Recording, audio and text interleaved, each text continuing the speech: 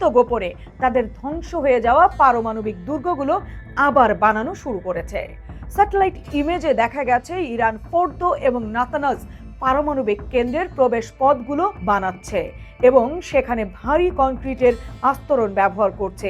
প্রথম দফায় হামলার আগে এবং পরে তারা 400 কেজি অর্থাৎ 60% সমৃদ্ধ ইউরেনিয়াম ট্রাকে করে গোপন টানেল বা অজানা কোনো স্থানে সরিয়ে নিয়েছে।